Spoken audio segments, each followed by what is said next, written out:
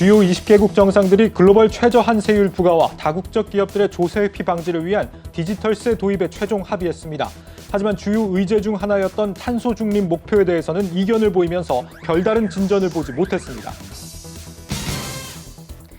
대형 IT 회사들을 중심으로 개발 인력 모시기 경쟁이 가속화하면서 중소 IT 회사들의 인력난이 심화하고 있습니다.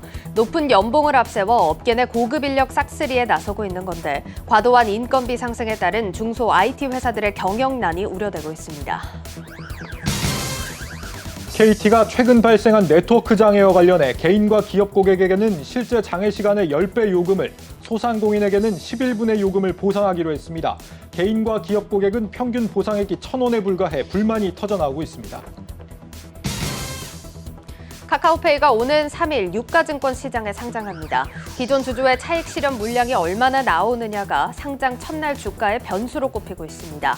상장 이후 코스피 200 특례 편입이 예상되는 만큼 주가가 하락하더라도 추가 매수하는 전략이 유효하다는 분석도 나옵니다.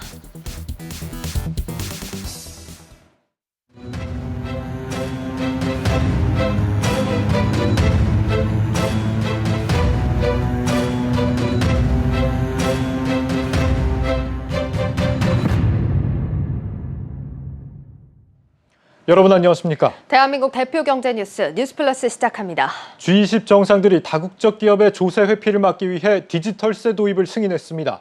내년까지 전 세계 인구의 코로나 백신 접종률을 끌어올리겠다는 구체적인 목표도 제시했습니다. 하지만 기후변화 대응 문제에 대해서는 일부 국가의 반대로 합의를 이끌어내지 못했습니다. 먼저 장슬기 기자입니다. 2년 4개월 만에 대면으로 개최된 G20 정상회의. G20 정상들은 팬데믹 이후 글로벌 경제 회복을 위한 불평등 해소와 기후변화 대응, 공급망 회복의 뜻을 모았습니다. G20 정상회의 공동선언문에는 올해 전 세계 인구의 40%, 내년 중반까지는 70%의 코로나 백신을 접종하겠다는 공평한 백신 보급 방안이 담겨 있습니다. 문재인 대통령도 G20 정상회의 국제경제보건 세션에 참석해 나라별로 코로나 백신 접종의 격차가 매우 크다며 글로벌 백신 제조 허브로서 생산 능력을 더욱 늘리겠다고 강조했습니다. G20 정상들은 오는 2023년부터 디지털세를 도입하는 방안도 추인했습니다. 다국적 기업이 실제 서비스를 공급하고 이윤을 창출하는 나라에서 세금을 내도록 하는 내용으로 법인세 최저세율은 15%로 책정됐습니다. 이에 해당하는 주요 해외 기업으로는 넷플릭스와 구글, 우리 기업으로는 삼성과 SK 하이닉스 등이 대상이 될 것으로 보입니다. 또 하나의 중요 의제는 바로 기후변화 대응. 문 대통령도 이날 우리나라의 2050 탄소 중립 시나리오를 국제 무대에서 처음 소개했습니다.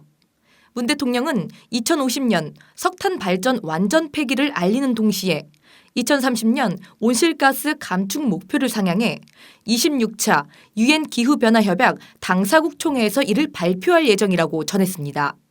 G20 정상들은 지구 평균 기온 상승폭을 산업화 이전 대비 1.5도씨 이내로 억제하는 방안에는 합의했지만 탄소 배출 제로 시점을 구체화하지는 못했습니다. 구체적인 시점을 2050년으로 못 박는 방안에 대해선 최대 탄소 배출국인 중국과 인도 등이 강하게 반발한 것으로 전해집니다. 기후변화 대응 방안에서 이견을 보인 부분은 영국 글래스고에서 열리는 COP26에서 각국 정상들이 추가 논의에 나설 것으로 보입니다. 한국경제TV 장슬기입니다. 한편 조 바이든 미국 대통령은 G20 회의가 끝나기 무섭게 글로벌 공급망 문제 해소를 위한 정상회의를 가졌습니다. 그런데 이 회의의 참석국 명단을 보니 우리나라를 포함한 우방국들이 대부분이었고 중국은 빠졌습니다. 아무래도 공급망 주도권 경쟁에서 중국을 견제한 행보로 보이는데 우리 입장에서는 제1교역 대상국인 중국과의 균형점을 찾는 일이 중요해졌습니다. 계속해서 정원우 기자입니다. 조 바이든 미국 대통령은 G20 종료 직후 공급망 관련 정상회의를 긴급 개최했습니다. 원자재 수급난과 물류 차질 등 글로벌 경제 회복에 찬물을 끼얹고 있는 공급망 문제의 해법을 찾기 위한 자리였습니다. 이 자리에 초청된 문재인 대통령은 완전한 경제 회복을 위해 글로벌 공급망 안정이 시급하다며 공동 대응 방안을 모색해야 한다고 촉구했습니다. 지난 5월 한미 정상회담을 통해 미국과 반도체, 배터리 등 동맹을 구축한 우리나라는 최고 대우를 받았습니다. 문 대통령은 바이든 대통령의 옆자리에 앉았고 발언 순서도 초청국 중 첫 번째였습니다. 다만 이 같은 미국의 호의가 부담스러운 측면도 적지 않습니다. 미국은 이번 회의 참석 국가를 사전에 철저하게 비밀에 붙였습니다. 이후 드러난 명단엔 우리나라와 영국, 독일, 호주 등 우방국들이 포함됐고 중국은 쏙 빠졌습니다. G20 정상회의에서 공급망 복원에 한 목소리를 내면서도 뒤로는 주도권 경쟁의 면모를 여실히 드러낸 겁니다. 우리로서는 교역 규모에서 미국의 2배에 달하는 중국과의 관계를 고려하지 않을 수 없습니다. 정상외교 공백이 길어지고 있는 중국과도 균형점을 찾아야 하는 부담을 떠안았습니다. 문 대통령은 교황면담을 시작으로 G20 정상회의와 공급망 정상회의까지 숨가쁜 일정을 마무리했습니다. 이제 글래스고로 떠나 기후변화 논의에 참여합니다. 이탈리아 로마에서 한국경제TV 정원우입니다.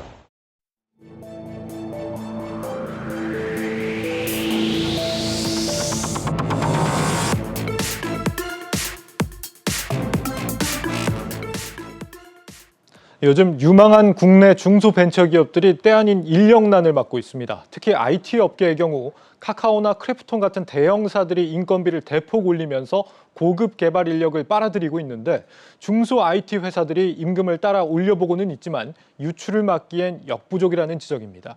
관련 산업 생태계 전반이 위협받고 있습니다. 먼저 유호성 기자입니다. 기업 대상 소프트웨어 공급업체 임원 A씨는 최근 인력 관리에 대한 고민에 빠졌습니다. 최근 들어 우수 개발자들이 줄줄이 사직서를 내고 카카오나 크래프톤 같은 대형 IT 업체로 이직에 나섰기 때문입니다. 높은 연봉과 우수한 복지를 찾아 떠나는 이들을 말릴 수는 없지만 기껏 키워놓은 인력들이 떠나는 것을 바라볼 수밖에 없어 씁쓸하기만 합니다. 작은 기업들 돈을 못 버는 상황에서 그걸 올려버리는 겁니다. 자, 그러면 여기가 이제 돈은 없는데 인건비 부담이 이제 증가하게 되고 그게 이제 악순환이 반복되는 거예요. 점진적으로 그쪽에서 돈이 안 되는 회사들이 이제 수년 안에 그쪽이가 이제 저는 문제가 생길 거라고 생각합니다. 실제로 코로나19로 떼돈을 벌어들인 대형 포털과 게임 회사들은 IT 경력직을 채용하면서 경쟁적인 임금 인상을 단행했습니다. 올해 상반기 넥슨과 넷마블, 크래프톤 등 게임사들이 임금을 대폭 올린 데 이어 최근 네이버와 카카오 등 플랫폼 회사들도 처우 개선을 결정했습니다. 문제는 잘 꾸민 사업 계획 하나로 대규모 투자를 받는 플랫폼 기업들이 개발자들을 쓸어가면서 과도한 인건비 상승을 이끌고 있다는 겁니다. 특히 최근 몇 년 사이 대형 플랫폼 기업발 인재 모시기 경쟁이 가속화되면서 수익성이 검증되지 않은 스타트업들마저 웃돈을 주고 개발자를 모셔가는 상황이 반복되는 등 IT 생태계 전반의 부실화 우려가 커지고 있습니다. 더군다나 개발자들이 나가면서 기존 회사의 영업 기밀까지 빼가는 일이 벌어져 이에 대한 대책 마련이 시급한 상황입니다.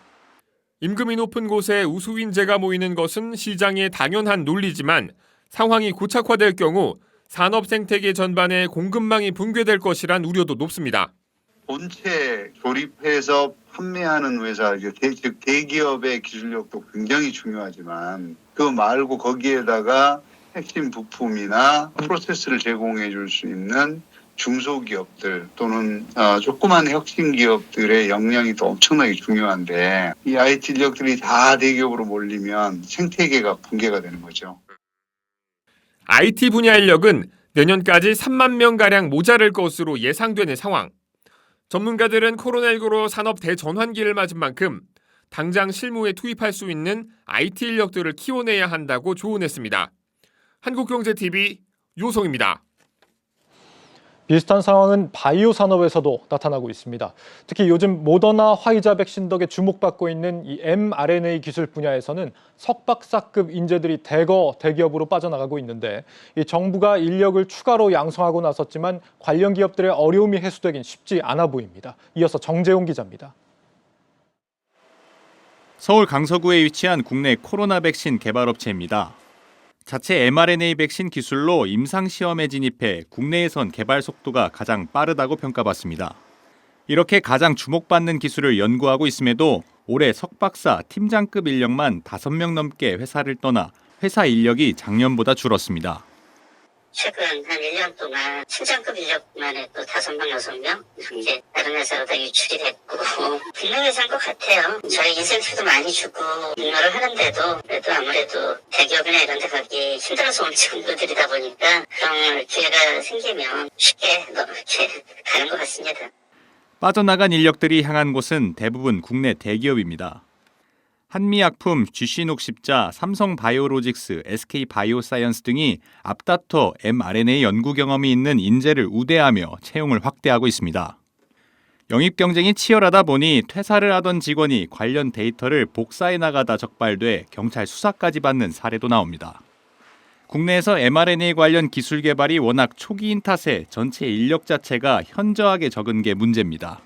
모더나 파이자 하면서 백신 하면서 채 1년도 안 되고 mRNA가 전자 치료제 쪽에서 응용했던 부분인데 이제 그조차도 우리 연구진들이 많을 정도로 연구가 안 돼 있는 상태고요. 정부는 국내 인력 수급을 위해 전문 인력 양성 프로그램을 통해 연말까지 120명의 mRNA 인력을 육성한다고 선언했습니다. 하지만 이는 어디까지나 공정 전문 인력으로 당장 연구소 현장에 필요한 석박사급 인재난을 해소하긴 당분간 어려울 전망입니다. 한국경제TV 정재홍입니다. 네, 성장기업부 이준호 기자 나와 있습니다. 이 기자, 이 중소 IT 기업들의 인력난 문제 핵심 결국 어디에 있다고 봐야 될까요? 대기업으로 가고 싶어하는 건 사실 누구나 마찬가지지 않습니까? 그렇습니다. 말씀하신 대로 일단 공급 측면에서 보면은 양질의 교육을 받은 IT 인력들은 대부분 네이버나 카카오 같은 이런 IT 대기업에 가고 싶어합니다. 그러다 보니까 6개월이나 1년짜리 단기 코딩 교육 같은 걸 받은 인력들이 중소 IT 기업으로 유입되고 있는 상황인데요. 예. 그마저도 이들은 경력을 쌓아서 이런 대기업에 취업하고 싶은 게 목표인 경우가 많습니다. 물론 이걸 비난할 수는 없습니다. 인력 공급이 안 되는 상황에서 그나마 있는 IT 인력마저 IT 대기업으로 빠져나가고 있기 때문인데 이래서 중소 IT 기업들의 고통이 반복되고 있는 상황입니다. 그렇다고 현실적으로 단기간에 IT 인력들을 늘릴 수 없다는 점도 큰 문제로 꼽히고 있습니다. 그간 이 4차 산업혁명이 계속 강조되면서 정부가 이제 관련 인력을 육성한다는 얘기를 꽤 오래전부터 한 것 같은데 인력난이 왜 해소가 안 되는 걸까요? 그렇습니다. 결론부터 말하자면 인력 양성을 하고 싶어도 할 수 없는 상황입니다. IT 기업들이 원하는 인력은 코딩 같은 간단한 스킬이 아닌 그 알고리즘을 설계할 수 있는 능력과 잠재력을 지닌 사람들입니다. 그런 점에서 보면 대학에서 1학년 때부터 이렇게 체계적으로 교육을 받거나 복수 전공 등을 통해서 기초적인 논리적 구조와 스킬을 배운 학생들이 필요한 셈이죠. 그게 대학이 해야 할 중요한 인재 양성의 과제지만 현실을 고려하면 사실상 불가능한 수준입니다. 현재 수도권 대학의 경우에는 그 정원 규제로 IT 인력을 양성하고 싶어도 못하는 상황이기 때문입니다. 정부가 IT 인력을 공급한다고 하면서 앞서 말씀드린 대로 그 6개월이나 1년 과정에 IT 교육 지원을 하고 있는데 이것마저도 현실감이 떨어진다는 지적입니다. 앞서 살펴본 것처럼 IT 기업들은 그 단기간에 대량으로 쏟아져 나오는 그런 질이 좀 낮은 인력들을 원하지 않고 있기 때문이죠. 결국 최소한 대학에서 체계적인 IT 정규 교육을 받고 나온 인력을 원하고 있기 때문에 정부의 정책도 효과가 떨어진다는 겁니다. 결과적으로 IT 인력 수급도 잘 안 되고 그나마 이 나오는 인력의 수준도 기업이 원하는 수준과는 좀 차이가 있다는 얘기인데 대학에서 IT 인력을 좀 많이 뽑으면 되는 문제 아닌가 싶습니다. 이 수도권 대학들이 IT 인력들을 양성하고 싶어도 못한다. 이건 무슨 얘기입니까? 네, 앞서 간단하게 살펴본 그 수도권 대학의 입학 정원 총량 규제가 발목을 잡고 있어서 현실적으로 불가능한 상황입니다. 현재 수도권 소재 대학은 지난 1982년에 제정된 그 수도권 정비 계획법에 따라서 입학 정원 제한을 받고 있는 상황입니다. 이 정원 총량제 때문에 수도권 대학은 학과 정원을 늘리거나 학과를 신설하는 것이 불가능한 상황입니다. 그렇다면 그 대학 스스로 IT 관련 학생들 좀 더 뽑거나 아니면 최첨단 분야의 과로 바꾸거나 서로 만들면 되지 않냐 이런 의구심이 들리는데 대학 내부의 복잡한 상황 때문에 이마저도 불가능한 게 현실입니다. 각 대학은 전공 학과들이 서로 경쟁하는 상황인데 각 학과마다 자신의 정원이 줄어드는 것을 용납하고 있지 않기 때문이죠. 결국 정부가 해묵은 규제를 풀지 않으면서 대학이 나서서 스스로 IT 인재를 양성하라 이런 말 자체가 어폐가 있는 셈입니다. 그러면 지금 얘기한 이 수도권 대학의 정원 총량 규제 풀면 되는 거 아닙니까? 왜 안 푸는 거예요? 이 문제 역시 정치적인 이슈와 맞물려 있습니다. 정부가 규제를 풀고 싶어도 지역균형 발전이라는 큰 이슈 때문에 못하고 있는 게 현실입니다. 자, 아시다시피 최근 학령 인구가 줄면서 지방대학들은 이른바 존폐의 기로에 서 있습니다. 이런 상황에서 수도권 대학의 정원을 풀어주면 수도권으로의 집중이 가속화될 수밖에 없어서 손을 쉽게 쓰기가 어려운 상황입니다. 때문에 미래에는 결국 IT 인력들이 원활하게 공급될 수 있는지가 중요한데 언제까지 지방 문제를 이유로 규제를 풀지 않느냐 이런 비판이 나오고 있는 거죠. 전문가 인터뷰 한번 들어보겠습니다.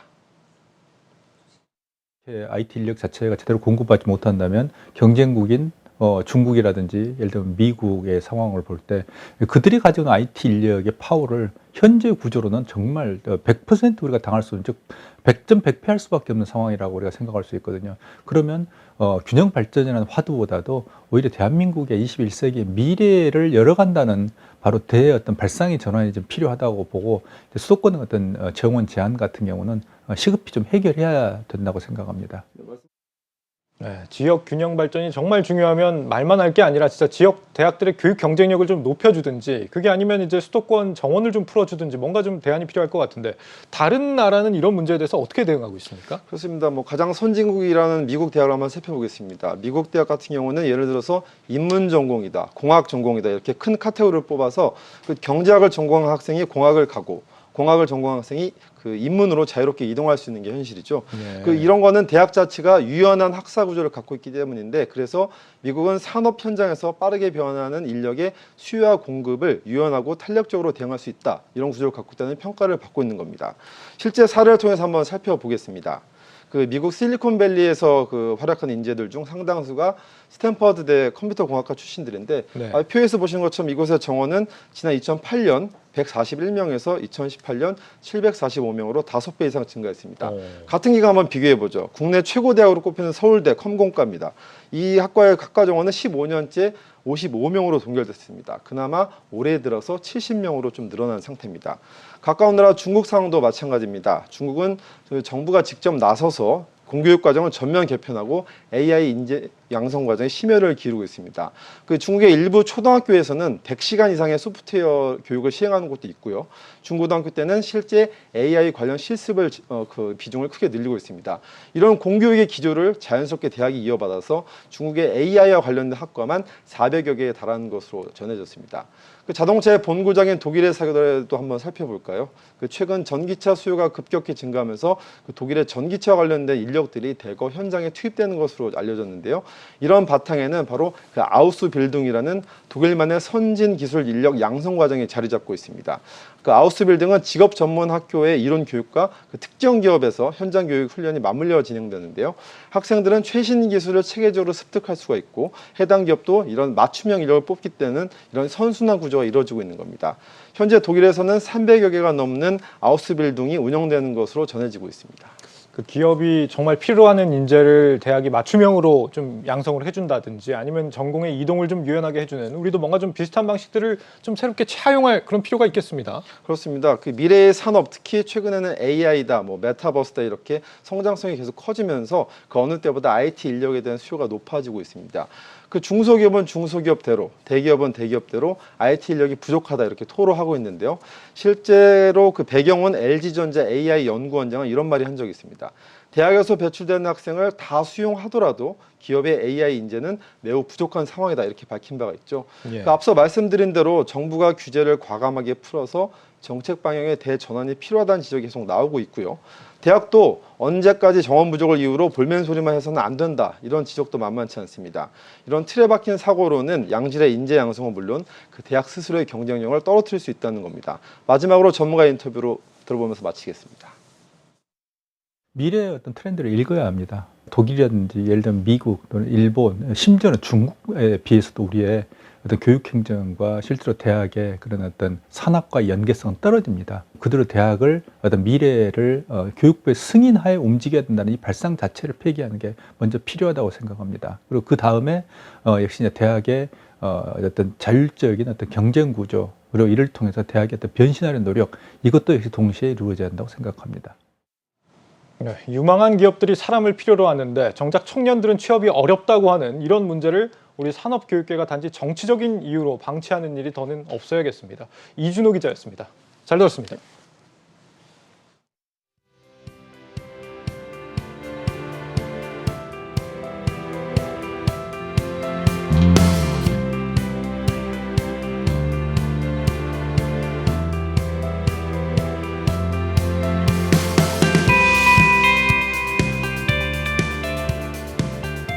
우리 경북에 오는 기업들이 이제 경제 자유 특구 이런 특구에 들어오고 경제 자유 특구에도 또 많이 들어옵니다. 특히 그 2차 전지 관련해서 에코프로가 우리 올 때는 한 1,000억 미만이었는데 지금 1조를 매출하고 있고 SK 바이오 사이언스가 한 500억 정도 하다가 지금 1조에 커졌습니다. 이런 기업들이 많이 나오도록 만드는 것이 우리 목적이다.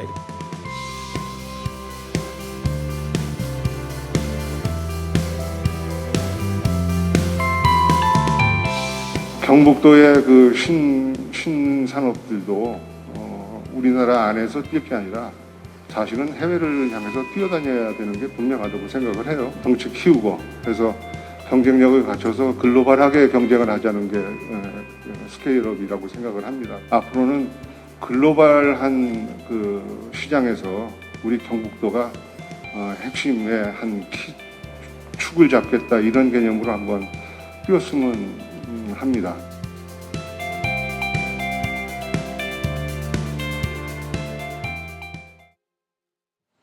네, 11월이 시작됐습니다. 이달 우리가 주목할 키워드 3가지를 모아봤습니다. 하나씩 살펴볼까요? 예, 보여주시죠.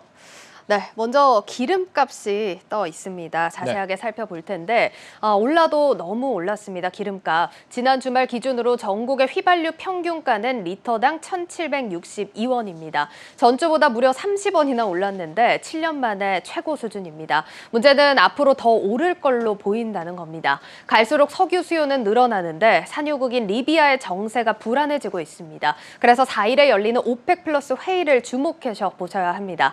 여기서 증산의 합의가 이루어지지 않으면 기름값 부담 한동안 심해질 수밖에 없을 걸로 보입니다. 네, 정부가 얼마 전에 유류세를 인하하겠다고 밝혔는데 실제 기름값에 적용되려면 아직 멀었죠? 예, 맞습니다. 유류세 20% 한시 인하가 시작되는 건 오는 12일부터인데요. 인하가 시작되더라도 실제 가격에 반영이 되는 건 2주 정도의 시차가 걸린다고 합니다. 때문에 국민이 체감하는 시점은 12월 정도가 될 것으로 보입니다. 정부는 이번 주 안에 유류세 인하 효과의 실효성을 높이는 방안을 내놓겠다는 방침입니다. 오늘부터 위드 코로나가 시행됐잖아요. 국민들의 소비도 늘어날 텐데 기름값이 치솟는다는 게 부담으로 작용할 수도 있겠습니다. 예, 맞습니다. 또 이제 올해 기름 수요가 빠르게 늘고 있다는 점이 수치로도 드러나고 있는데요. 한국석유공사 페트로넷에 따르면 9월 국내 원유 소비량은 7,981만 배럴로 1년 전보다 11% 늘어서 1년 9개월 만에 최대치입니다. 주로 항공유와 중유 또 자동차 휘발유의 소비가 급증했는데 여기에 더해서 연말에는 난방유 소비도 늘어날 수밖에 없어서 올 연말 서민들의 기름값 부담이 상당할 걸로 예상됩니다. 이렇게 물가 부담이 있다면 이번 위드 코로나 시행이 실제 소비 진작으로 이어질 수 있을지 벌써부터 걱정이 앞섭니다. 예, 그래도 다행스러운 점은 이제 국내 기업들이 제품 할인 행사에 대거 나선다는 점입니다. 두 번째 키워드인데요. 정부가 오늘부터 국내 최대 쇼핑 축제 코리아 세일 페스타 코세페를 시행을 했습니다. 오늘 15일까지 2주 동안 온 오프라인에서 동시에 열리는데요. 특히 올해는 모두 2,053개 업체가 참가하는 역대 최대 규모입니다. 가전과 스마트폰, 자동차, 의료, 화장품, 가구 같이 생활에 필요한 품목들을 취급하는 기업들이 대거 참여를 했습니다. 소비 심리는 일단 충만하니까 할인 폭이 얼마가 되느냐 이게 정말 중요한 포인트일 것 같은데 어떻게 되죠? 예, 맞습니다. 우선 삼성과 LG를 포함한 가전 디지털 업계가 최대 40%까지 할인해서 팔고 완성차와 타이어, 또 가구 업계, 패션 잡화와 화장품까지 20%에서 많게는 80%까지 할인 행사가 진행됩니다. 또 편의점 업계는 1+1, 2+1 행사 같은 이런 행사들을 최대 1,800여 개 품목에서 제공을 하고요. G마켓, 11번가 같은 온라인 쇼핑몰들도 연중 최대 규모의 할인 행사를 추진합니다. 이 배달앱 중에서는 배민이 최초로 참여를 해서 프랜차이즈 10곳과 함께 쇼핑 라이브도 진행하고 지역 특산물 판매 행사에도 나선다고 합니다. 이 할인율이 50%, 80% 이렇습니다만 최대로 했을 때 그렇다는 거기 때문에 신중하게 구매하시는 게 좋겠습니다. 그렇지만 이 소비자들의 마음을 사로잡기에는 충분한 행사인 것 같네요. 정부도 지원 사격에 나섰다고요? 예, 맞습니다. 온누리 상품권이 오는 5일까지 10% 할인된 가격에 특별 판매됩니다. 중소벤처기업부가 총 1,000억 원 규모의 온누리 상품권을 10% 할인가에 판매를 하는데 모바일과 지류로 한 달에 40만 원 한도로 구매를 할 수 있습니다. 이렇게 10% 할인된 가격에 더해서 중에서 사용한 금액의 40%는 또 소득공제도 받을 수 있다는 점이 특징인데요. 하지만 전통시장이나 지정된 곳에서만 쓸 수 있다는 점 유의를 하셔야겠습니다. 물가가 오르는 와중에 기업과 정부가 대규모 할인에 나선다는 점은 그나마 다행스러운 일인 것 같습니다. 위드 코로나와 함께 시행된다고 하니까 시너지도 날 것 같고 이렇게 제품도 많이 팔리면 대면 소비 관련 투자도 흥행할 것 같긴 한데 여전히 좀 투자에서는 신중해야 될 부분도 있다고요? 예, 그렇습니다. 우선 일단 확진자 수가 폭증할 경우의 수를 배제할 수가 없고요. 예. 그렇게 되면 위드 코로나 일정이 차질을 빚지 않을까 우려가 되는 상황이기도 합니다. 당장 지난 주말 엄청난 인파가 거리로 몰렸죠. 그래서 새로운 방역 체계가 성공을 거둘지 걱정이 앞서는 상황입니다. 한국은행 역시 인구 밀도가 높은 싱가포르 같은 사례를 볼 때 지역 내 빈번한 대면 접촉이 확산세를 키울 수 있다면서 이로 인한 대면 서비스 관련 이동성이 하락할 가능성에 유의해야 한다고 지적하기도 했습니다. 주식 투자의 측면에서는 주가 선반영 여부를 또 주의해야 합니다. 이 소비 심리가 살아나면서 실물 경기가 개선되기는 하지만 이런 흐름이 주가로 연결될지는 미지수라는 점입니다. 전문가들은 최근 기대감으로 고평가된 업종에 무작정 투자하는 것은 지양해야 한다는 조언을 또 내놓고 있습니다. 네, 마지막으로 이달에 주목할 이 테이퍼링이라는 큰 이슈가 있습니다. 드디어 오는군요. 예, 맞습니다. 우리 시간으로 오는 4일입니다. 미국 연준이 자산 매입 축소, 이 테이퍼링을 공식화할 것이라는 관측이 월가에서 나오고 있습니다. 이달이나 다음 달부터 테이퍼링이 시작될 걸로 보이는데 발표 내용에 따라서 뉴욕 증시가 크게 요동치고 환율까지 영향을 받게 됩니다. 달러 유동성이 둔화된다는 건 달러가 종전보다 귀해진다는 뜻이 되니까 환율 상승으로 연결 지어볼 수 있겠습니다. 네, 달러 매수의 기회가 될 수도 있을 것 같고 테이퍼링 하면 가장 염려되는 건 긴축 발작이죠. 갑작스런 긴축 움직임에 신흥국에서 자금이 대거 빠져나간 사례가 이미 7년 전에도 있었기 때문인데 하지만 이번에는 오랜 예고가 있었고 또 테이퍼링이 유동성 축소가 아니라 유동성 확대 규모를 줄이는 정책이기 때문에 실제 시장에 미치는 영향은 크지 않을 거라고 국내 증시 전문가들은 내다보고 있습니다. 어쨌거나 이번 주 이 테이퍼링이 시작된다면 시장의 불확실성이 사라지면서 향후 증시에는 악재보다는 호재다 이런 인식이 형성되는 상황입니다. 이런 불확실성 해소하면 우리나라 기준금리 결정 비슷한 이슈 되지 않겠습니까? 예, 맞습니다. 이달 25일에 한국은행이 기준금리를 한 차례 더 올릴 거라는 예상도 나옵니다. 이주열 총재가 11월 인상 가능성을 강하게 시사한 바 있는데 여기서 보셔야 할 부분은 이번 금리 인상보다 앞으로입니다. 올해 2차례 인상이 단행이 된 뒤에 그렇다면 앞으로는 금리가 얼마나 더 오를 수 있겠느냐가 시장의 불확실성으로 남아있기 때문인데요. 이달 금통위에서 한국은행이 앞으로의 인상 수준이나 일정을 명확하게 제시한다면 앞으로의 시장 상황을 안정화시킬 수 있을 거란 분석입니다. 네, 하지만 그런 인상 목표가 안 나와준다면 오히려 불확실성을 키울 수도 있겠습니다. 정부가 요즘 대출 옥죄기를 계속해가고 있기 때문에 통화당국까지 그런 흐름에 동참한다고 한다면 대출 실수요자들에게는 큰 부담으로 작용하겠네요. 이슈 키워드였습니다.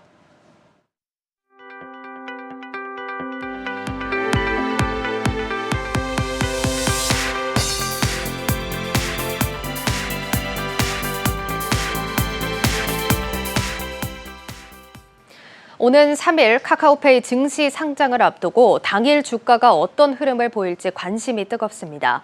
증시 전문가들은 상장 직후 유통 가능한 주식 수가 당초 예상보다 적을 거라는 예측을 내놨습니다. 또 12월에는 코스피 200 편입 가능성도 제기되고 있어서 패시브 자금이 유입될 수 있다고 기대했습니다. 정희영 기자입니다. 올해 마지막 IPO 대여 카카오페이가 오는 3일 유가증권 시장에 상장합니다. 공모가가 희망밴드 최상단인 9만 원으로 결정되며 상장 첫날 공모가의 2배 시초가가 결정되고 상한가로 직행하는 이른바 따상시 주가는 23만 4천 원까지 치솟게 됩니다. 이럴 경우 시가총액은 약 30조 5천억 원대로 회사 측의 추정 기업 가치인 17조 원의 약 1.8배에 달하는 수준입니다. 이처럼 주가가 급등할 경우 대규모 차익 실현 물량이 나올 수 있는 만큼 실제 유통 가능 물량이 상장 이후 주가 향방의 주요 변수가 될 전망입니다. 카카오페이의 상장 직후 유통 가능 물량은 약 5천만 주로 전체의 약 38.9%에 달합니다. 이는 앞서 상장했던 카카오뱅크, SKIET, SK바이오사이언스 등과 비교해 높은 축에 속합니다. 다만 이 가운데 28.47%가 카카오페이의 2대 주주인 알리페이의 지분으로 카카오페이의 경영에 참여하는 전략적 투자자인 만큼 곧바로 지분 매도에는 나서지 않을 것이란 전망이 우세합니다. 장기주 카카오페이 CFO 역시 IPO 전략 간담회를 통해 알리페이는 카카오페이 출범 때부터 함께한 전략적 투자자라며 협력 관계를 고려할 때 단기간 내 지분 매각 의사가 있을 것이라고 생각하긴 어렵다고 밝히기도 했습니다. 알리페이가 초기에 투자했던 물량은 보유예수가 아닌데 회사 측에서 얘기하는 것처럼 전략적 투자자라는 점을 생각을 하면 쉽게 매물이 나오긴 어려워 보인다. 그러니까 기관의 의무 확약 물량을 고려했을 때 1에서 3개월까지는 나올 물량이 많지 않아요. 이처럼 오버행 이슈가 상당 부분 완화될 것으로 전망되는 가운데 카카오페이가 코스피 200 지수에 특례 편입될 가능성도 있는 만큼 긍정적인 수급 여건이 조성될 것이란 분석입니다. 카카오페이의 공모가 기준 시가총액은 32건 수준으로 특례 편입 기준인 시가총액 50위보다 높은 데다 편입일인 12월 9일까지 기간이 얼마 남지 않은 만큼 상장 이후 일정 기간 동안 높은 주가 수준을 유지할 것이란 전망이 나옵니다. 12월 9일 그 선물 만기일에 편입이 되는 거고 그때까지 거래일이 한 20거래일 정도밖에 안 될 거거든요. 그 이전에 또 편입이 결정이 될 거를 생각을 해보면은 이제 그 짧은 시간 안에 또 이제 패시브 자금이 이제 매수를 해야 되는 제약들이 있는 거잖아요. 그렇기 때문에 가격 자체가 높게 유지가 된다고 이렇게. 지수 편입 이전까지는 펀더멘털이나 기업 가치보다는 긍정적인 수급 여건에 따라 주가가 강세를 보일 것으로 예상되는 만큼 일정 기간 동안 추가 매수 전략도 유효할 것이란 설명입니다. 한국경제TV 정희영입니다. 통신 대란이 일어난 지 일주일이 지났습니다. 오늘 KT가 보상안을 내놨는데 이번에는 적정성 논란이 일고 있습니다. 이 보상액 산정을 피해 금액이 아니라 통신 요금을 기준으로 하다 보니 소상공인의 경우 보상금이 평균 8,000원 수준에 그쳤습니다. 양현주 기자입니다. 이번 인터넷 장애로 고객 서비스에 불편을 드린 점에 대해서 다시 한번 사죄의 말씀드립니다.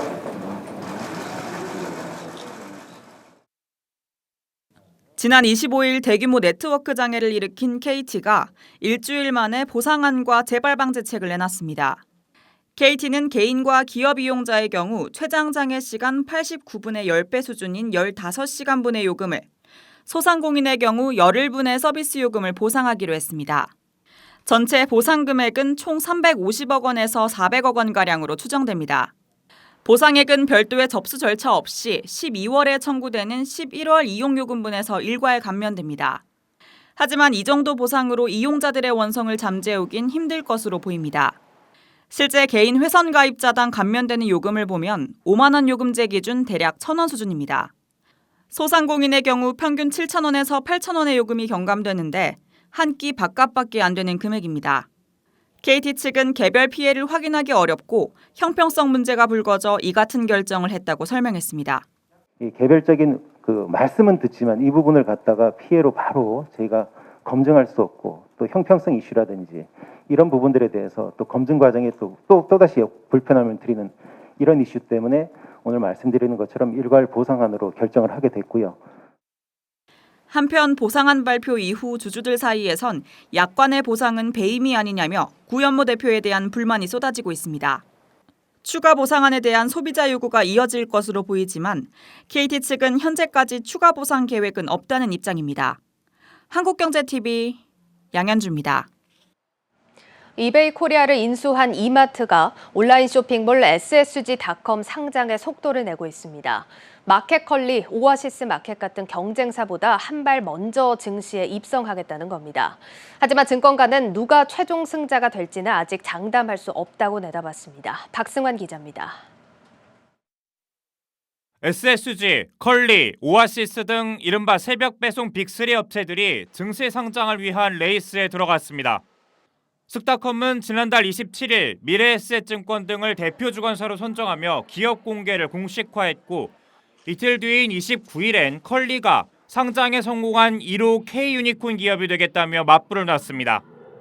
이들보다 두 달이나 앞선 지난 8월 증시 입성을 선언한 오아시스 마켓은 유일하게 흑자를 내는 새벽 배송 업체란 점을 강조하며 투심을 자극했습니다. 이른바 새벽 배송 빅3 업체들이 모두 내년 상반기 증시 상장을 목표로 레이스에 들어간 겁니다. 이들 업체들이 모두 같은 시기에 증시에 입성하려는 이유는 내년 하반기 이후 시장 전망이 낙관적이지 않기 때문입니다. 미국이 테이퍼링에 이어 금리 인상을 단행할 경우 투자 심리가 크게 위축될 수 있기 때문입니다. 물류 섹터 구축과 인력 확충을 위한 자금 수혈이 시급하다는 점도 상장을 서두르는 이유 중 하나입니다. 소프트웨어 개발 능력과 인력과 노하우 시스템을 갖추고 있기 때문에 그걸 이제 흡수하면서 브랜드 파워라든지 그다음에 바잉 파워 또 나아가서는 이제 세계 시장을 개척할 수 있는 기반을 조성할 수 있다. 이런 측면에서는 이제 상당히 중요한 건데요.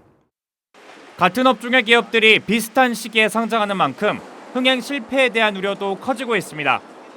다만 식품의 경우 매년 두 자릿수의 성장세를 이어갈 정도로 가능성이 높은 분야인 만큼 남은 기간 기업 가치를 얼마나 끌어올리느냐가 성패를 가를 것으로 보입니다. 한국경제TV 박수관입니다. 서울의 한 평범한 은행 건물에 엄청난 기술력을 가진 시설이 숨어 있다면 어떨 것 같으십니까? 국가기관 이상의 수준을 자랑한다는 이 시설, 저희 취재기자가 직접 찾아가 봤습니다. 네, 저는 지금 하나금융그룹 명동 4호 카페에 나와 있습니다. 이곳 건물에는요, 조금은 특별한 공간이 숨어 있다고 하는데요. 어떤 공간인지 지금부터 한번 찾아가 보도록 하겠습니다. 곳곳에 붙어있는 통제구역 표시, 초정밀 위조지폐를 발견하는 이곳, 바로 국내 시중은행 유일의 위변조 대응센터입니다. 진짜 화폐와 다름없는 미국 달러 위조지폐, 이른바 슈퍼노트급 유로화 초정밀 위조지폐까지 발견해냈습니다. 퀴즈를 한번 내드려 보려고 하는데 이 세 장 중에 어떤 게 위조지폐이고 어떤 게 진폐인지 한번 확인해 보시겠어요? 이렇게 뭐 불빛에도 이렇게 비춰보고, 이 육안으로는 잘 판단이 되지 않는데요. 30배율 확대경, 홀로그램 판독, 광학장비 등 각종 최첨단 검사 장비로도 쉽게 구분이 불가능한 수준. 인터폴과 유로폴 등 국제기관에도 보고된 적 없는 위조지폐를 처음으로 찾아낸 셈입니다. 국가기관급의 기술력을 갖고 있다고 하는데 그 능력이 얼마나 되는지 한번 설명해 주시겠어요? 네, 우리 하나은행은 국내 금융권에서는 유일하게 CSI급 분석 장비를 갖추고 있고요. 위변조 대응센터라는 전담 조직을 운영하고 전문 인력을 운용함으로써 국내 외화 위조지폐 80% 이상의 적발을 하나은행에서 하고 있을 만큼 코로나19 발생 직전 외국 통화 유입이 활발하던 지난 2019년 국내에서 적발된 외국 통화 위조지폐는 약 21만 8천 달러 규모. 이들 대부분은 정부가 아닌 시중은행들이 찾아냈습니다. 드러나지 않는 곳에서 국가가 아닌 민간이 국내 화폐 신뢰를 보증하고 있습니다. 한국경제TV 문성필입니다.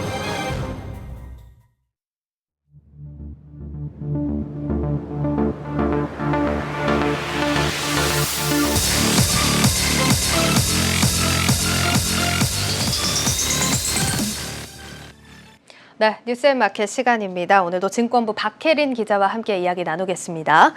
예, 박 기자, 오늘 먼저 살펴볼 종목이 엔캠입니다. 오늘 코스닥 시장에 입성을 했죠? 네, 맞습니다. 2차 전지 전액 생산업체인 엔캠이 오늘 코스닥 시장에 상장했습니다. 엔캠의 공모가는 42,000원이었는데요. 시초가 81,600원을 기록한 후 장 초반 20% 넘게 상승하기도 했습니다만 네. 장 후반으로 갈수록 상승폭 축소하더니 결국 1.96% 하락 마감했습니다. 사실 비록 하락 마감하긴 했지만 공모가와 비교해서는 약 90% 오른 상황입니다. 예, 그렇습니다. 뭐 시초가도 그렇고 초반에 상승폭을 보시고 따상 기대하신 분들 분명히 많으실 것 같은데 좀 아쉽습니다. 자, 그래도 엔캠 사실 얘기가 많이 들리고 있습니다. 어떤 기업입니까? 네, 엔캠은 2차 전지 4대 핵심 소재 중 하나인 전해액을 생산하는 기업입니다.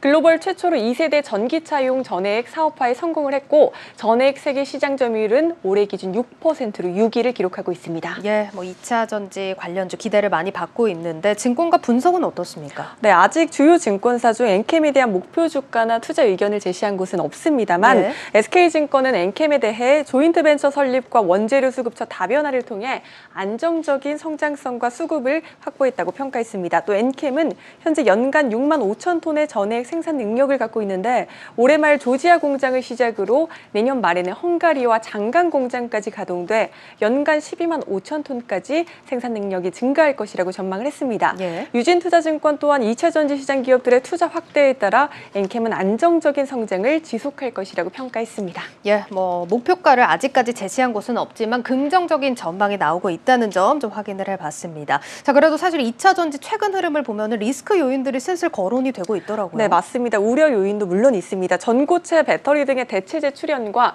최근 급등하고 있는 원재료 가격 상승 부담 등입니다. 실제로 리튬이온 가격 급등 등 등 원재료 가격 상승에 따라 엔캠은 상반기 42억 원의 영업 손실을 기록하기도 했습니다. 예. 다만 SK증권은 하반기 납품 단가 인상에 따라 실적이 하반기에는 정상화될 것이라고 전망했습니다. 예, 알겠습니다. 자, 오늘 엔캠 주가 좀 등락이 있었지만 조금은 장기적인 측면에서 먼저 이제 하반기 납품 단가부터 살펴보시고 또 투자 계획을 잡아보시면 좋을 것 같습니다. 자, 그럼 다음 종목으로 또 빠르게 넘어가 볼까요? 오늘은 카카오게임즈의 시장에 이목이 집중됐습니다. 카카오게임즈가 오전에 갑자기 올라서 깜짝 놀랐어요. 네, 맞습니다. 오늘 카카오게임즈는 외국인과 기관의 자금이 함께 들어오며 예. 10% 상승을 했습니다. 카카오게임즈가 오딘의 개발사 라이온아트 스튜디오의 지분 약 30%를 인수한다는 소식에 주가가 급등한 겁니다. 예. 카카오게임즈는 이번 인수로 라이온아트의 지분 51.95%를 확보하며 최대 주주에 오르게 됐습니다. 예, 그렇습니다. 22만 5천 주 가량이라고 하는데 대규모 투자입니다. 결정을 한 배경이 뭘까요? 네, 글로벌 시장 개척에 적극적으로 나서기 위함이라고 밝혔습니다. 올해 6월 카카오게임즈가 선보인 오딘은 17주 연속 국내 구글 플레이와 애플 앱스토어에서 매출 2위를 차지하며 올해 최고 흥행 게임으로 꼽히는데요. 이 카카오게임즈는 이번 M&A를 계기로 오딘의 글로벌 판권 계약을 진행하고 해외 시장 개척에 적극 나서겠다고 밝혔습니다. 또 추후 라이온아트의 기업 공개 가능성까지 거론되며 예. 시장의 관심을 받고 있습니다. 지금 일단 공시를 하면서 IPO까지 얘기가 나온 거 보니까 좀 속도를 낼 걸로 보이는데 공시 타이밍도 좋았던 게 요즘 게임주들이 또 대세 중에 대세 아닙니까? 네, 맞습니다. 또 시기적으로도 굉장히 적절했다는 평가가 나오고 있습니다. 예. 네, 증권가에선 보통 11월부터 다음해 2월까지를 게임주의 최대 성수기로 봅니다. G스타를 시작으로 수능과 겨울방학까지 겹친 시기이기 때문입니다. 수급을 봐도 한눈에 게임주의 인기를 실감할 수 있는데요. 지난주 기관과 외국인이 가장 많이 순매수한 코스닥 종목 순위를 이렇게 표로 정리해봤습니다. 기관이 가장 많이 순매수한 종목 1위와 4위를 각각 카카오게임즈와 컴투스가 차지하고 있고 예. 외국인이 가장 많이 순매수한 종목 2위에는 위메이드가 자리한 것을 확인하실 수 있습니다. 예, 알겠습니다. 자, 그리고 또 G스타를 시작으로 게임주 또 성수기를 맞을 계획이다. 이렇게 또 설명을 해주셨는데 이 G스타에 대해서도 좀 설명을 해주시죠. 네, G스타는 국내 최대 규모의 게임 전시회로 전 세계 게임과 IT 기업들이 참여하는 축제의 장이라고 보시면 됩니다. 통상 G스타를 전후로 게임주에 관심이 쏠리는데요. 카카오게임즈가 더욱더 관심을 받는 이유가 여기 있습니다. 올해 G스타에는 넥슨과 NC소프트 또 넷마블로 대표되는 이 3M 게임사들이 불참하는 한편 카카오게임즈는 올해 G스타의 메인 스폰서를 맡게 되면서 큰 관심이 쏠리고 있습니다. 오히려 카카오게임즈한테는 이번이 좀 기회가 될 수도 있겠네요. 네, 또 이달 MSCI 지수 정기 변경에서 카카오게임즈가 지수에 편입될 가능성도 크게 점쳐지고 있습니다. 예. 유한타증권과 신한금융투자는 이달 있을 반기 리뷰에서 신규 편입 가능성이 높은 종목으로 카카오게임즈 등을 꼽았습니다. 이달 12일 정기 변경 결과가 발표되고요. 종목 교체는 11월 30일 장 마감 이후 지수에 반영됩니다. 예, 이 카카오게임즈 지금 기대감이 크게 작용을 하고 있는데 또 이제 게임 업계 전반적으로 이제 셧다운제 폐지 소식도 좀 호재로 작용할 것 같아요. 네, 맞습니다. 게임 셧다운제는 자정부터 새벽 6시까지 청소년이 인터넷 PC 게임에 접속하는 것을 원천 차단하는 규제인데요. 실효성과 또 청소년들의 선택권을 제약한다는 논란이 꾸준히 나왔습니다. 이에 정부는 게임 셧다운제를 폐지하기로 했고요. 게임 업계는 수건 사업을 이룬 셈입니다. 알겠습니다. 지금 게임주들 주목을 많이 받고 급등도 하고 있다. 아까 전에도 이제 얘기를 했는데 이게 전망 좋은 산업이라는 거를 알지만 또 주가가 너무 단기간에 오르다 보니까 고점이 아닐까 좀 우려를 해서 못 들어가시는 분들도 있는 것 같습니다. 네, 사실 급등한 만큼 변동성도 클 수밖에 없습니다. 따라서 증권가에서는 개별 종목에 대한 리스크를 줄이려면 ETF를 통해 장기간에 투자하는 것도 현명하다고 조언을 하고 있습니다. 대표적인 게임 관련 ETF들 앞에 정리를 해봤으니까요. 참고하시면 좋을 것 같습니다. 예, ETF 통해서 간접 투자를 해보시는 것도 좀 방법이지 않을까 싶습니다. 증권부 박혜린 기자와 함께 했습니다. 고맙습니다. 고맙습니다.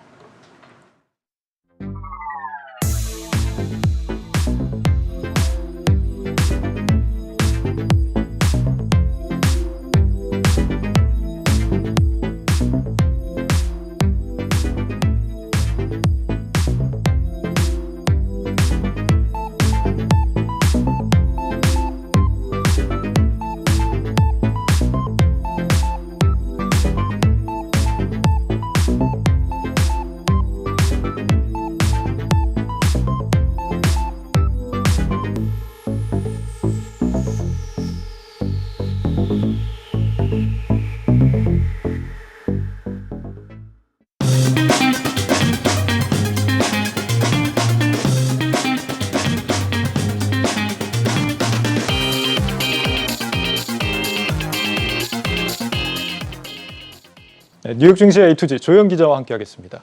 조 기자, 오늘은 어떤 기업 얘기해 볼까요? 네, 티커명을 볼까요? MSFT, 바로 마이크로소프트입니다. 그렇군요. 뭐 마이크로소프트 이번에 애플을 제치고 시총 1위로 올라섰다라는 소식이 굉장히 좋던데 지난주 이 빅테크 실적이 속속 발표가 됐습니다.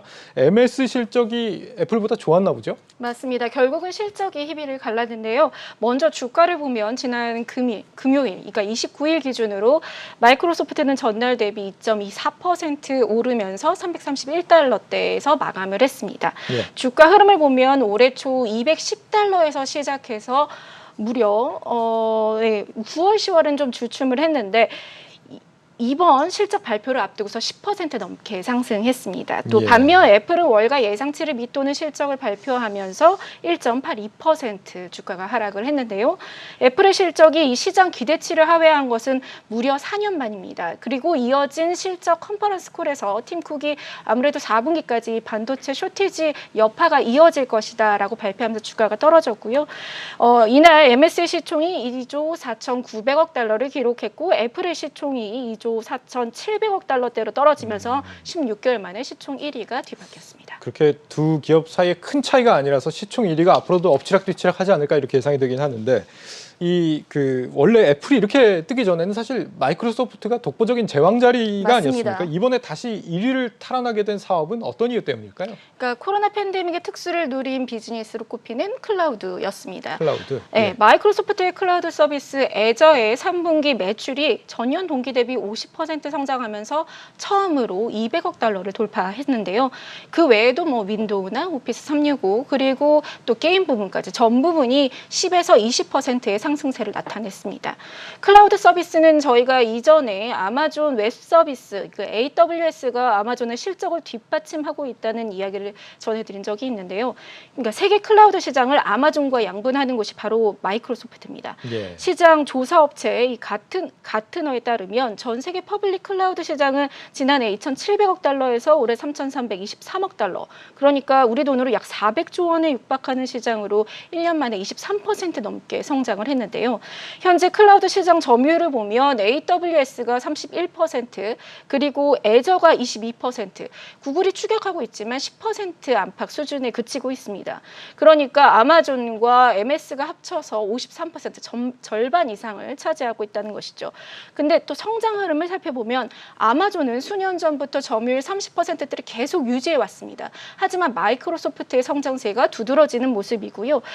지난 1년간 마켓시어 상승폭으로는 마이크로소프트는 50% 상승한 반면 아마존은 34% 성장을 나타냈습니다. 네, 지난번 짚어봤던 아마존도 그렇고 이 클라우드 사업이 돈벌이가 많이 되긴 하나 봅니다. 네. 마이크로소프트 하면 아직도 이제 윈도우랑 MS 오피스를 주로 떠올릴 것 같은데 클라우드 사업이 이렇게 갑자기 성공하게 된 배경이 뭘까요? 물론 이제 아무래도 코로나 팬데믹으로 인해서 재택근무도 많아지고 또 원격 수업도 많아졌죠. 예. 그리고 최근에 기업들이 택하는 것이 이제 멀티 클라우드인데요. 이 보스턴 컨설팅 그룹에 따르면 대기업의 3분의 2가 멀티 클라우드를 전환하고 있다고 합니다. 그래서 클라우드 시장이 이처럼 많은 회사가 경쟁하더라도 아직까지 시장의 성장성이 남아있다 이렇게 볼 수 있습니다. 그렇군요. 이 안드로이드 앱을 쓸 수 있다고 하잖아요. 윈도우 11. 윈도우 11도 마이크로소프트가 이번에 내놨습니다. 맞습니다. 그래서 현재 이미 출시가 된 상태죠. 지금 시장 반응이 어떻습니까? 그러니까 차세대 운영체제 윈도우 11이 지난달 5일에 출시를 했는데요. 물론 아직까지도 좀 오류가 있고 일부 서비스는 불완전한 모습입니다. 하지만 이제 윈도우 11이 탑재한 신제품 PC들이 올 연말까지 집중 출시될 전망이고요. 안전성과 업무 효율성 그리고 게임 환경 등이 개선됐다고 합니다. 코로나 이후에 이제 개인 PC 구매가 다시 늘었는데 연말로 다가오면서 마이크로소프트에게는 어떻게 보면 산타랠리 좋은 실적이 기대된다고 하고요. 아까 말씀하신 이제 윈도우 중심의 폐쇄성을 버린 것이 아무래도 핵심이 될 것으로 보입니다. 이걸 이끈 게 바로 CEO죠. 사티아 나델라 CEO가 개방적이고 협력적인 문화를 좀 이끌어냈는데요. MS 오피스를 안드로이드, iOS에 내놓는다든지 또는 윈도우 11에서 안드로이드 앱이 가능토록 했습니다. 그러니까 뭐 인스타그램이나 배달 앱 같은 것도 PC에서 활용이 가능해지는 것입니다. 그리고 또 무엇보다 마이크로소프트 실적 측면에서 저희가 주목해봐야 하는 것은 구독 경제로의 전환입니다. 구독 경제요? 네, 그러니까 앞서 8월에 공개한 윈도우 365를 보면 이제 클라우드 기반의 구독형 OS이거든요. 그래서 기존의 OS들과 달리 연간 또는 월간 회비를 내는 형식입니다. 이 경우 자신이 가진, 그러니까 재택근무를 할 때 자신이 가진 윈도우 365 계정을 통해서 로그인만 하면 집에서도 회사의 PC를 그대로 활용할 수 있습니다. 그러니까 저장을 PC 디바이스 스토리지에다가 하는 것이 아니라 클라우드에 하는 개념이기 때문이죠. 그래서 이에 앞서서 마이크로소프트는 오피스도 구독형 서비스로 내놓았거든요. 그리고 이 같은 구독형 서비스가 내년 그리고 앞으로도 마이크로소프트의 실적을 견인할 것이라는 전망입니다. 그렇다면 월가 어떻게 이 마이크로소프트 목표가를 전망하고 있습니까? 3분기 실적 발표 이후에 나온 보고서만 무려 9개입니다. 애플은 1개밖에 나온 게 없거든요. 그리고 그것도 중립을 유지했는데요. 그것과 비교해 보면 참 많은 보고서가 나왔습니다. 9개사 모두 매수 또는 아웃퍼폼, 그러니까 수익률 상회하거나 비중을 확대하라고 제시하고 있고요. 주가도 목표가도 380에서 최고 $400까지 제시하고 있습니다. 현재 주가 대비 최대 20% 상승폭을 남아있다라고 이야기하는 셈입니다. 네, 여기까지 듣겠습니다. 조영 기자와 함께했습니다. 잘 들었습니다.